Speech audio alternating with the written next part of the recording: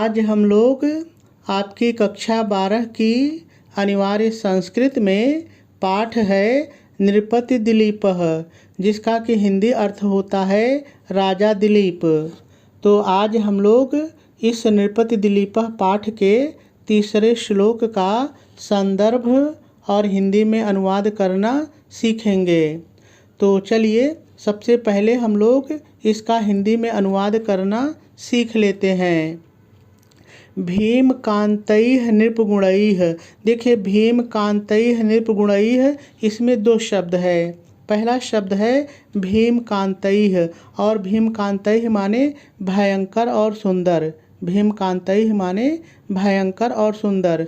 दूसरा शब्द है नृपगुणैः। नृपगुणैः माने राजा के गुणों से युक्त। नृपगुणैः माने राजा के गुणों से युक्त। देखिए राजा के गुणों से युक्त का मतलब जो गुण राजा में होने चाहिए, जैसे दया, क्षमा, करुणा, साहस, वीरता। लेकिन हमको केवल इतना ही कहना है, राजा के गुणों से युक्त। स माने वह। स माने वह।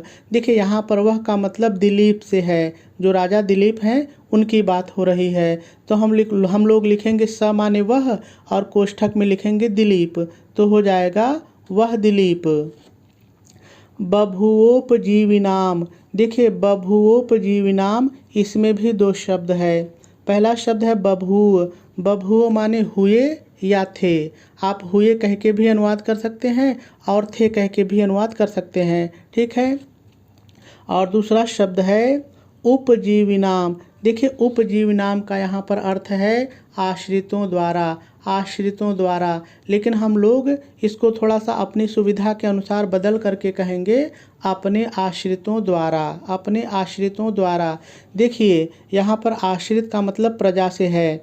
जो राजा दिलीप हैं उनकी आश्रित कौन है, उन पर कौन निर्भर है, उनकी प्रजा। तो ये प्रजा के लिए आया है, ठीक है। चलिए आगे देखिए। अधृष्यश्च अभिगम्यश्च। देखिए यहाँ पर भी दो शब्द है। पहला शब्द है अधृष्यश्च, और इसका अर्थ हो जाएगा अनुल्लंघनीय। अनुल्लंघनीय। और दूसरा शब्द है अभिगम्यश्च। अभिगम्यश्च माने आश्रय देने वाले। अभिगम्यश्च माने आश्रय देने वाले। तो जब पूरे को हम लोग एक साथ पढ़ेंगे अधृष्यश्च अभिगम्यश्च, तो हम लोग कहेंगे अनुल्लंघनीय और आश्रय देने वाले। अनुल्लंघनीय और आश्रय देने वाले। अब यहाँ पर अनुल्लंघनीय का क्या मतलब है, ज़रा सा समझ लीजिए। देखिए अनुल्लंघनीय का मतलब है जिसका उल्लंघन न किया जा सके, जिसका अतिक्रमण न किया जा सके, जिसका विरोध न किया जा सके, ठीक है। और अभिगम्यश्च का मतलब आप जान ही रहे हैं, आश्रय देने वाले। चलिए आगे देखिए। यादो रत्नैः इव अर्णवः। देखिए यादो रत्नैः इव अर्णवः में चार शब्द है। पहला शब्द है यादः। यादः मतलब भयंकर जलीय जंतु, जैसे मगरमच्छ, घड़ियाल, व्हेल मछली जो समुद्र में रहते हैं, तो जलीय जंतु, ठीक है, यादः। और दूसरा शब्द है रत्नैः। रत्नैः मतलब रत्न, खजाना, जो समुद्र के अंदर होता है उसकी बात हो रही है सब, ठीक है, खजाना, रत्न। और तीसरा शब्द है इव। देखिए इव का यहाँ पर मतलब है जिस प्रकार, जैसे या जिस प्रकार, ठीक है। और चौथा शब्द है अर्णवः। अर्णवः माने समुद्र। अर्णवः माने समुद्र। तो सभी शब्दों का हम लोगों ने हिंदी अर्थ देख लिया। अब हम लोगों को इसका अनुवाद सीखना है। तो देखिए एक बार मैं आपको ऐसे ही बता देता हूँ कि आखिर इस श्लोक में है क्या, आप सुन लीजिए। फिर उसके बाद हम लोग एक एक शब्द का प्रयोग करके इसका अनुवाद सीखेंगे, ठीक है। तो देखिए इस श्लोक में है क्या कि जो दिलीप हैं, यानी जो राजा दिलीप हैं, उनकी दो गुणों के आधार पर, पहला गुण है भयंकरता और दूसरा गुण है अच्छाई। तो इन दो गुणों के आधार पर राजा दिलीप की तुलना समुद्र से की गई है। कैसे की गई है, अब आप ध्यान से सुनिए। तो देखिए इस श्लोक में बताया गया है कि जिस प्रकार से समुद्र में भयंकर जलीय जीव जंतु रहने के कारण, यानी जैसे मगरमच्छ, घड़ियाल, व्हेल और भी भयंकर जलीय जीव जंतु रहने के कारण समुद्र अनुल्लंघनीय होता है, यानी समुद्र का कोई अतिक्रमण नहीं कर सकता है।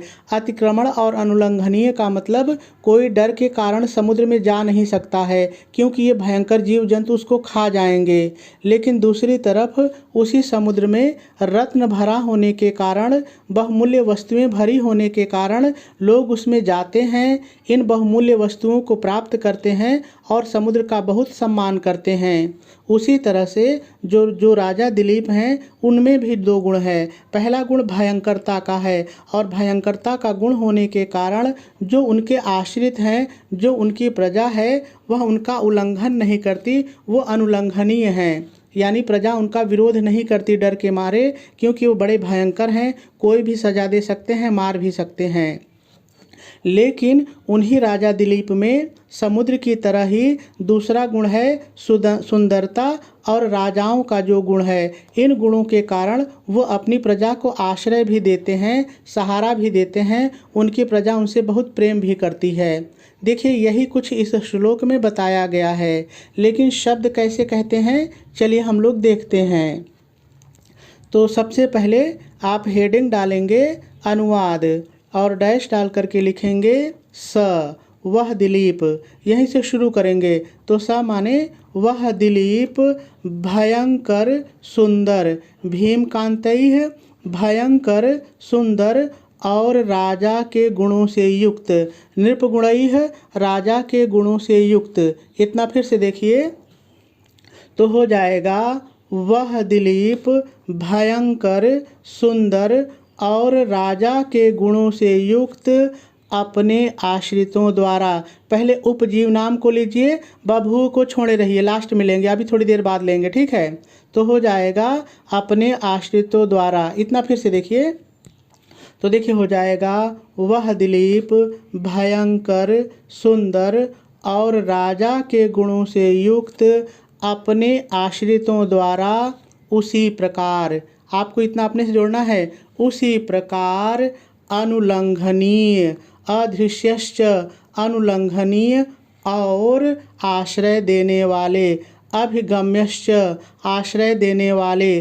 तो हो जाएगा अपने आश्रितों द्वारा उसी प्रकार अनुल्लंघनीय और आश्रय देने वाले थे। अब बभू को लीजिए थे, जिस प्रकार, अब यू को पहले लीजिए, जिस प्रकार समुद्र, अर्णवः समुद्र, जिस प्रकार समुद्र भयंकर जलीय जीव जंतुओं के कारण, यादः भयंकर जलीय जीव जंतुओं के कारण अनुल्लंघनीय, भयंकर जलीय जीव जंतुओं के कारण अनुल्लंघनीय और रत्नों के कारण, रत्न और रत्नों के कारण आदरणीय होता है, और रत्नों के कारण आदरणीय होता है। पूर्ण विराम लगा देंगे और आपका अनुवाद पूरा हो जाएगा। चलिए एक बार फिर से इसका अनुवाद देखते हैं, आप ध्यान से सुनिए, सब समझ में आएगा, बहुत ही सरल है। तो देखिए, मैंने कहा कि सबसे पहले आप अनुवाद हेडिंग डालेंगे और डैश डाल करके लिखेंगे वह दिलीप भयंकर सुंदर राजा के गुणों से युक्त अपने आश्रितों द्वारा उसी प्रकार अनुल्लंघनीय और आश्रय देने वाले थे, जिस प्रकार समुद्र भयंकर जलीय जीव जंतुओं के कारण अनुल्लंघनीय और रत्नों के कारण आदरणीय होता है। पूर्ण विराम लगा देंगे और आपका अनुवाद पूरा हो जाएगा। अब इसको कॉपी पर लिखेंगे कैसे, चलिए थोड़ा सा देख लेते हैं। तो सबसे पहले आप प्रश्नोत्तर नंबर डालेंगे, आप पेपर में देख लीजिए, जो भी वो डाल देंगे। फिर एक लाइन छोड़ करके संकेत डाल करके दो में से जो एक श्लोक हल करेंगे उसके शुरू का और डाट डाट करके अंत का थोड़ा सा लिख लेंगे। फिर एक लाइन छोड़ेंगे और अगली हेडिंग डालेंगे संदर्भ, और हेडिंग डाल करके लिखेंगे प्रस्तुत श्लोक हमारी पाठ्य पुस्तक हिंदी के संस्कृत दिग्दर्शिका खंड में संकलित नृपति दिलीपः नामक पाठ से उद्धृत है। पूर्ण विराम लगा देंगे और संदर्भ भी पूरा हो जाएगा। फिर एक लाइन छोड़ेंगे और हेडिंग डालेंगे अनुवाद, और अनुवाद हेडिंग डाल करके लिखेंगे वह, कोष्ठक में लिखेंगे दिलीप। वह दिलीप भयानक, सुंदर और राजा के गुणों से युक्त अपने आश्रितों द्वारा उसी प्रकार अनुल्लंघनीय और आश्रय देने वाले थे जिस प्रकार समुद्र भयंकर जलीय जीवों के कारण अनुल्लंघनीय और रत्न के कारण या रत्नों के कारण आदरणीय होता है। पूर्ण विराम लगा देंगे और आपका अनुवाद भी पूरा हो जाएगा।